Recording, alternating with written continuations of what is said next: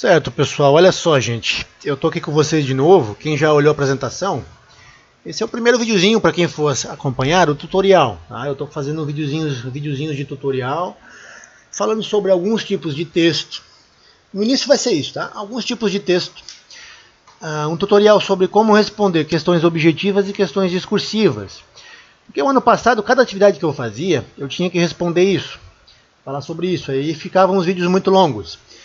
Então eu vou separar esses tutoriais, tá? De novo eu vou explicar isso, já expliquei na apresentação, né? Vou separar esses tutoriais para ficar mais fácil. Aí a pessoa está respondendo uma questão discursiva. Tá, mas como é que eu respondo isso?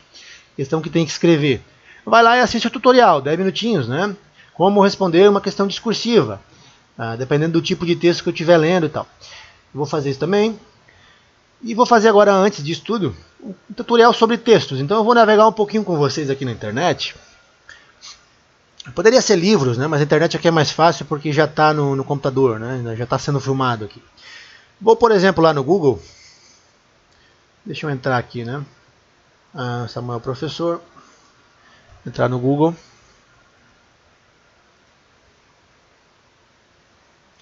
Eu vou colocar, por exemplo, lá.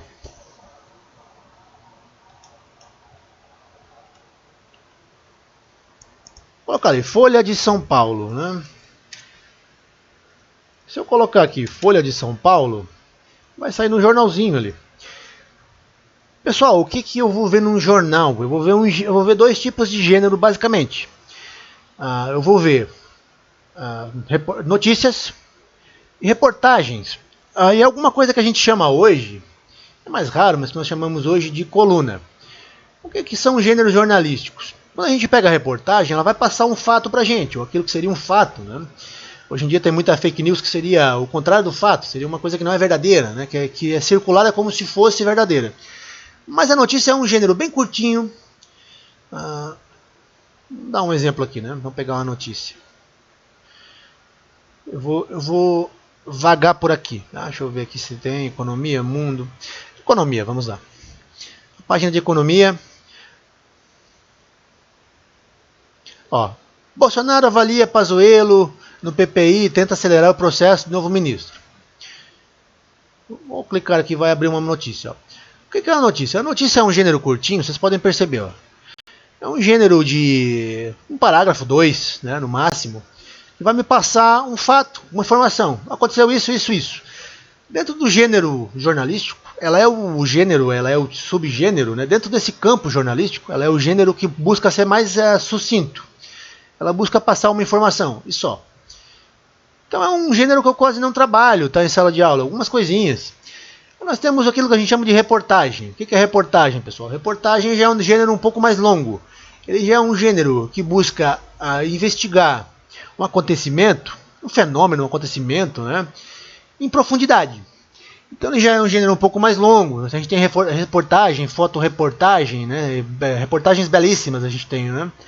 São mais profundas e que já tem uma carga um pouco mais subjetiva, um pouco mais da visão. Por exemplo, a notícia busca ser bem objetiva, ela busca ver o objeto. Não quer dizer, pessoal, que não haja segundas intenções por trás, isso é outra coisa, tá? Mas ela busca ser objetiva, então ela busca retratar a realidade, né, de forma mais incisiva possível, mais rápida, né, mais ágil possível. Passar acontecimento, né, transmitir acontecimento, transmitir fato. A reportagem já não, ela tem uma carga ali mais subjetiva, um pouco mais artística também ao mesmo tempo, e um pouco mais profunda. Isso geralmente é o que eu vou trabalhar em sala de aula com vocês, tá? Eu gosto muito de um tipo de reportagem, eu vou achar aqui no YouTube para vocês, ó. Por exemplo, da revista... Uma revista que eu gosto muito, a nossa aqui, né? A revista Galileu, tem muito isso. A revista Galileu, ela trabalha com reportagens e notícias do campo científico, mas principalmente as reportagens são muito bem escritas. Então alguém descobre, sei lá, quando descobriram lá aquele gás em Vênus, que podia ser um indício de que haveria vida microscópica, né? Bactérias, vírus, vivendo em Vênus.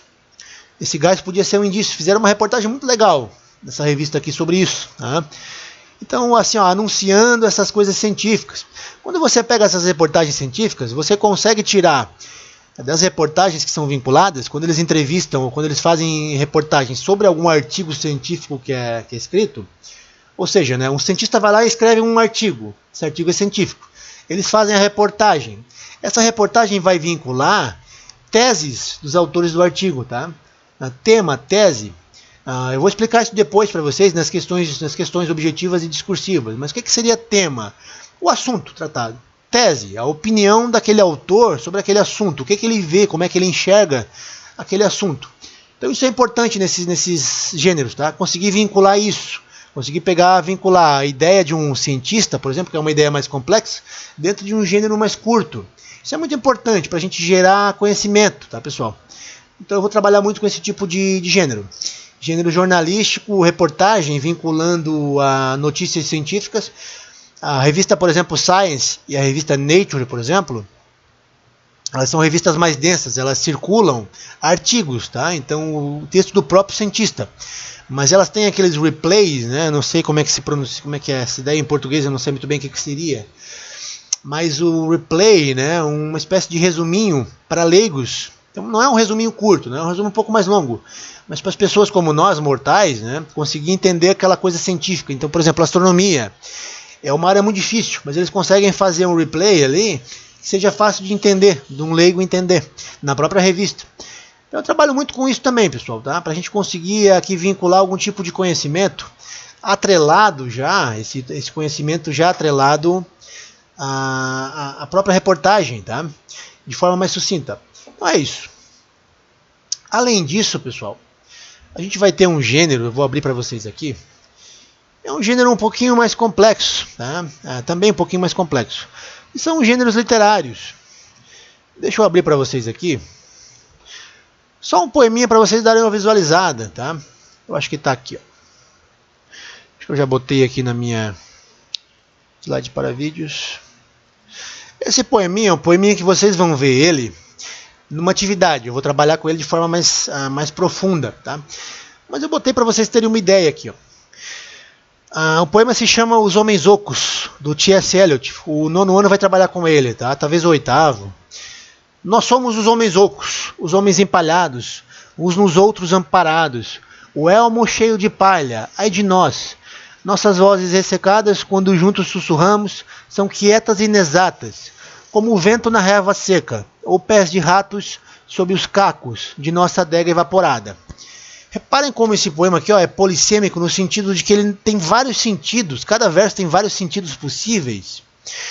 E ao mesmo tempo não tem um sentido muito claro, ele faz a gente refletir, a gente tem que ter esse exercício nesse gênero de criar sentido. Nós temos que tentar criar o sentido dele, tentar entender o sentido, mas ao mesmo tempo produzir sentido. Isso é muito típico da literatura, tá? Às vezes da música também.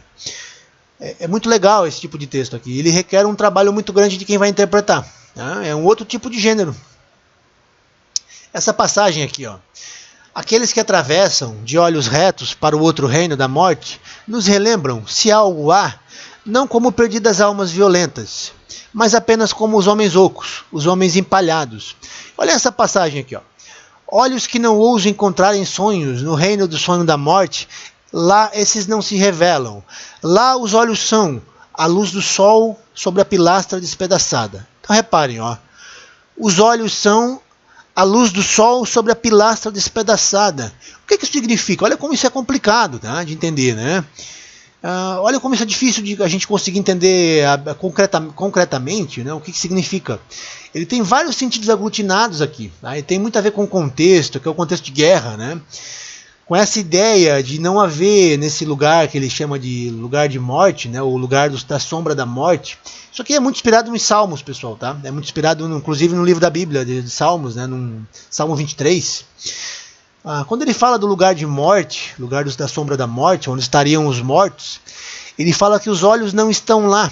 Então talvez isso seja uma metonímia, tá? Então quem já não viu ainda, veja o videozinho do que é uma metonímia, uma sinedoque, né? Então quando ele fala em olhos, provavelmente ele está se referindo aqui às pessoas que olham. Ou seja, não há pessoas para olhar lá. Não é que não há olhos, não há pessoa para olhar. Então há a luz do sol, então ele descreve aqui. Então reparem como isso aqui é uma imagem, ó. ele descreve a luz do sol batendo sobre uma pilastra despedaçada, então é um lugar despedaçado, um lugar destruído, né? E ao mesmo tempo não há ninguém para ver isso. Provavelmente esse é o sentido que ele quer dar, tá? Ou algum sentido parecido com esse no poema. Mas olhem como isso aqui é difícil de entender, tá? Então quando a gente lidar com esses poemas, com esses textos literários, a gente está em outro nível de linguagem aqui também, tá? Ao mesmo tempo que uma linguagem científica é muito difícil, a linguagem literária também é muito difícil, daí em outro sentido, tá? Então são dificuldades diferentes, mas são todas dificuldades. Então, pessoal, gênero é isso, tá? Gênero científico, campo científico, né? Campo de divulgação científica, campo do conhecimento do cotidiano, ditados populares, né? Aquilo que a pessoa pensa, né? Da forma mais comum, né? O tal do senso comum. Campo artístico, literário, a gente tem uma outra forma aqui de texto, tá? Então nós vamos ver esses diversos textos, campo jornalístico. Então é importante a gente saber, pessoal, quando a gente vai lidar com esses textos de diversas áreas, eles têm diversas diferenças, tá? Diversas diferenças. E isso é comum nesse meio, tá certo? E não tem problema, essas diferenças são comuns, tá? E a gente vai passar por dificuldades diferentes. Ou seja, cada gênero tem um tipo de dificuldade diferente, que ela vai exigir da gente um tipo de conhecimento diferente, um tipo de habilidade diferente. Isso é normal, tá? Então esse é um videozinho de tutorial para vocês, né? Sobre gêneros textuais, vários deles, a diferença que tem entre eles. E eu vou agora gravar mais dois vídeos, tá? Para vocês, sobre como responder questões discursivas e sobre como responder questões dissertativas para fazer atividade. Então reparem, pessoal, o tutorial é para ajudar a fazer atividade. Depois vão ter os videozinhos das atividades, tá? Cada atividade vai ter um videozinho descrevendo o que ela pede ali. Aí vai ser um videozinho mais curto daí. Esse aqui vai ser um pouco mais longo. Os vídeos das questões vão ser mais curtos. Vocês vão ver o videozinho da questão, ver o que tem que fazer. Eu fiquei em dúvida o que é uma metáfora. Vai lá, assiste o videozinho da metáfora. Fiquei na dúvida o que é, como é que se responde questão discursiva. Vai lá e vê o tutorial, né? E por aí vai. A gente vai construindo assim, ok, pessoal? De forma bem organizada, para a gente se achar. Eu vou pausar esse vídeo aqui. E aí vai ser. Depois vocês vão achando ali os tutoriais, tá? E vão achando ali os recursos expressivos. Os tipos de linguagem, vai ter um tutorial desse também, tá? Mas é isso aí, pessoal. Por enquanto, até mais.